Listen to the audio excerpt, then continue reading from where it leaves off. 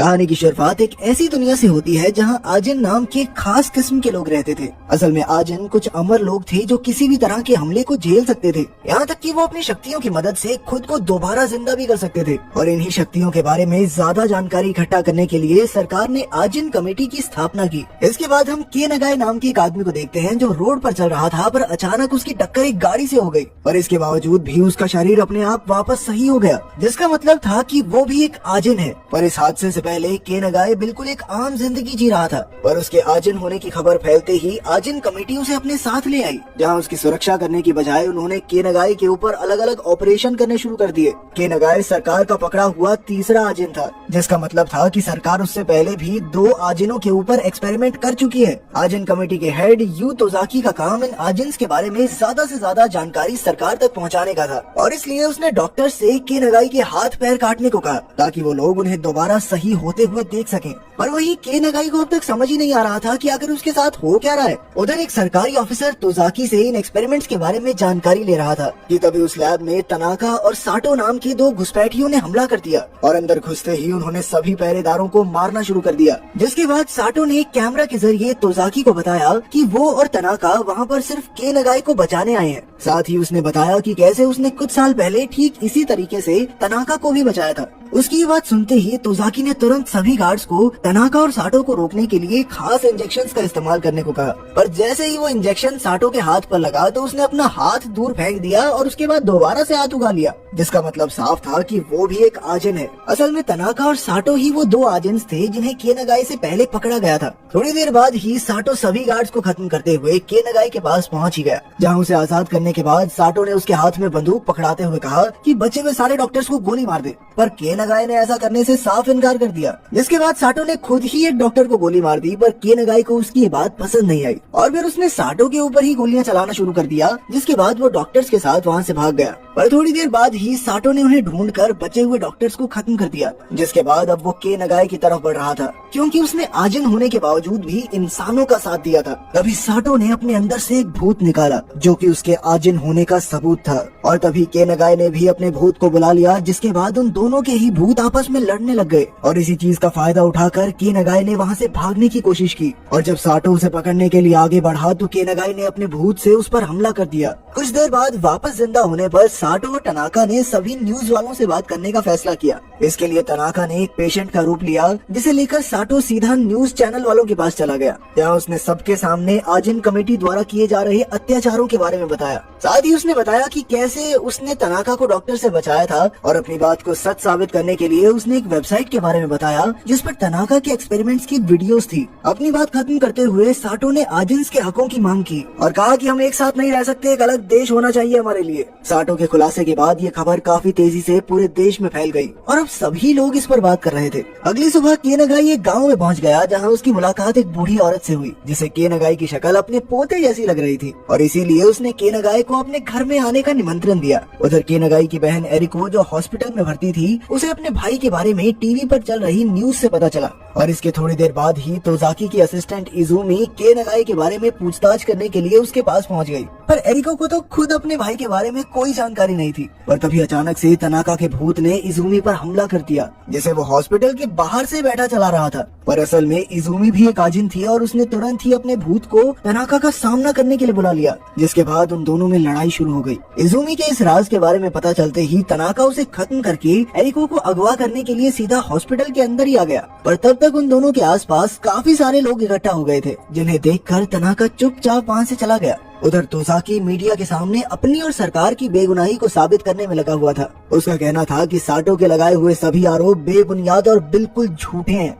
इधर के नगाए अभी भी उस बूढ़ी औरत के घर में ही रह रहा था, और अब तो वो अक्सर उस औरत की काम में मदद भी करता था। पर तभी एक दिन उसने रेडियो पर अपनी बहन के बारे में सुना, जिसे सुनते ही वो तुरंत छुपकर अपनी बहन से मिलने चला गया। के नगाई जानता था कि तनाका और साटो दोबारा एरिको पर हमला कर सकते हैं, और इसीलिए वो अपनी बहन को अपने साथ उस औरत के घर ले आया। धीरे धीरे के नगाई ने खुद को ताकतवर बनाने के लिए मेहनत करना शुरू कर दिया, और अब तो वो अपने अंदर मौजूद उस भूत को काबू करना भी सीख रहा था। उधर साटो ने एक वीडियो जारी किया, जिसमें उसने सरकार को धमकी देते हुए कहा कि जल्द से जल्द मेरी सारी मांगों को मान लिया जाए, और ऐसा ना करने पर उसने हेल्थ मिनिस्ट्री को तबाह करने की धमकी दी। इसके साथ ही उसने इस हमले की तारीख बताते हुए सभी आजिन्स को अपने साथ जुड़ने के लिए कहा। हमले की तारीख के दिन हेल्थ मिनिस्टर बिल्कुल बेखौफ बैठा हुआ था और उसके मुताबिक बाहर खड़ी पुलिस के होते हुए उसका कोई क्या ही बिगाड़ लेगा। पर तभी एक प्लेन सीधा आकर हेल्थ मिनिस्ट्री की बिल्डिंग से टकरा गया। असल में इस प्लेन को साटो उड़ा रहा था और एक आजिन होने की वजह से उसने अपने आप को दोबारा जिंदा कर लिया। वहीं बाहर भी कई सारे आजिन साटो का साथ देने के लिए पहुंच गए थे।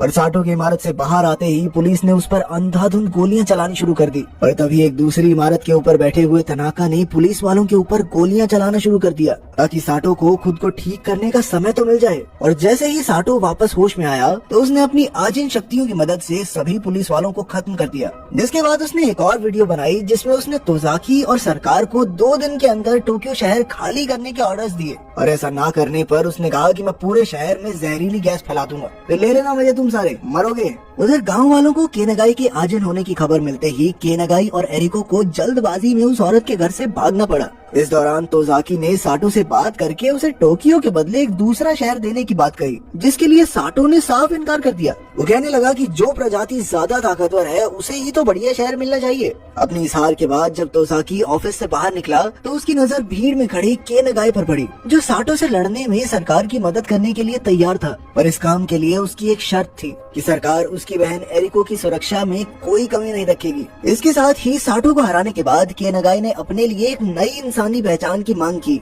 ताकि वो अपनी बहन के साथ शांति और आराम से रह सके। तोसाकी के पास केनागाई की बात मानने के अलावा और कोई चारा नहीं था। इसके बाद तोसाकी सरकार के साथ मिलकर साटो और उसके साथियों को हराने का प्लान बनाने में लग गया। असल में तनाका रिसर्च लैब में 4 साल तक कैद रहा था और वहीं साटो 20 साल तक अपने ऊपर किए गए एक्सपेरिमेंट्स की वजह से इंसानों से नफरत करता था और अब उन दोनों का मकसद सिर्फ और सिर्फ आजिन्स को इंसानों से बचाना था। 2 दिन बाद साटो और उसके आदमी सरकार पर हमला करने के लिए पूरी तरह से तैयार थे और प्लान के मुताबिक सबसे पहले उन्हीं के एक आदमी ने सरकारी ऑफिस में जाकर उनका सिस्टम हैक कर लिया। उधर तनाका ने इमारत के अंदर मौजूद सभी लोगों को कैद कर लिया था, जिसके बाद वो लोग जहरीली गैस छोड़ने के लिए इमारत की छत की तरफ बढ़ने लगे। पर तभी तोजाकी ने उस हैकर को ढूंढकर उसके ऊपर उसकी बंदूक तान दी और इधर तनाका अपने कुछ दोस्तों के साथ गैस वाले कमरे तक तो पहुंच गया था। पर तभी अचानक से एक काली सी चीज ने उन्हें चारों ओर से घेर लिया। असल में ये चीज केनागाई ने अपने भूत की मदद से बनाई थी और इसी चीज का फायदा उठाते हुए पुलिस वालों ने तनाका और उसके साथियों के ऊपर खास इंजेक्शन से हमला कर दिया। उधर साटो एक लकड़ी की दुकान पर मौजूद था, लेकिन फिर अगले ही सेकंड वो इमारत के अंदर पहुंच गया।